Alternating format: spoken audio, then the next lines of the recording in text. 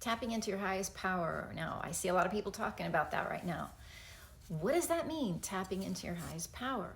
Well, the only power that you need is the power to not suffer.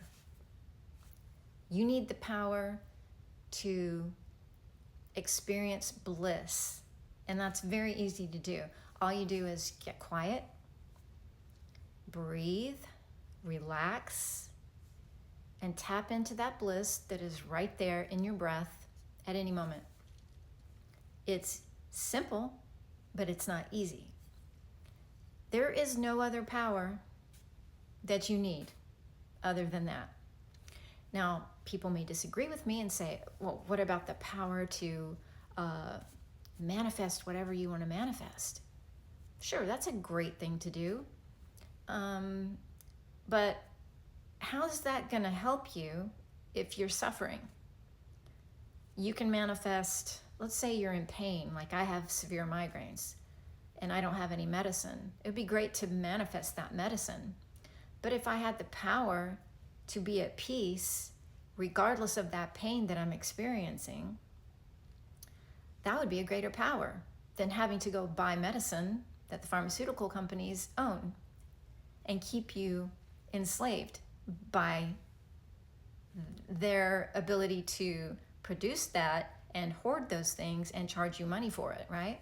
A greater power would be you having mastery over your own mind and thoughts and being able to regulate your own emotions and energy, because that's what emotion is, energy and motion, so that when you are in pain, pain is telling you something's wrong. So if you were never in pain, you wouldn't know what was wrong with you. You need the ability to go within and discern what is going on with your body in respect to that pain. So I'm not saying that it's not good to have medicine. Trust me, I know. I wouldn't be talking to you right now if I had not had the medicine that I had. But it would be better if I had had this power, if I had known that I had the ability to override the brain signals, and lessen the suffering that goes along with all that pain. And so I know that it's possible because I can do it. I mean, when I have been throwing up on the floor in such horrible pain, I had no choice but to breathe. I had to breathe, and I had to let the pain be what it was. Because if you fight it, then you're experiencing more suffering. And then you become anxious and suffer through trauma, and you have post-traumatic stress from going through that struggle, So you go into almost an altered state. You breathe and you move your mind away from the pain. And it's not easy, but it can be done. And if I had a choice, I would rather be sovereign in that ability than dependent upon these things that take away the pain. So, I mean, that's debatable. People have their different opinions about that. But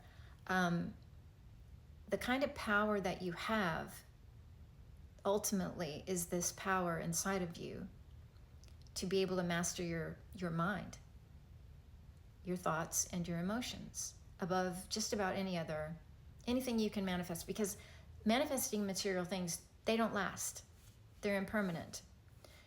Your consciousness is infinite. And so if you were to pass away and go into the next dimensional plane, your ability to master your consciousness would be more important than anything that you can manifest, because you're no longer manifesting things materially in the next dimensional realm. Your best scenario is that you are lucid and you're able to see that everything is energy, and you don't get stuck into some kind of lower vibratory dimensional space where you think it's real and it's scary and you're trapped. That's called hell. You get trapped in a hell scenario. Imagine that you were not lucid when you crossed over and you were stuck under the earth.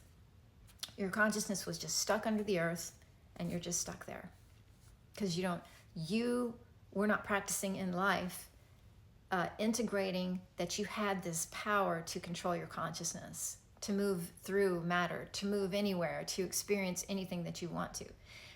That's the definition of hell. Imagine being stuck in the earth for eternity, right? I had that experience one time.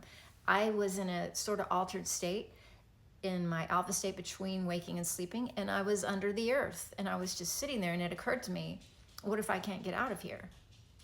What if I'm stuck here forever, you know? And I panicked, and I snapped myself out of it. I woke up, but that to me was a lesson. Okay, I need to practice being lucid every day of my life, in my waking life. That's my goal. That's what the Buddhist goal is.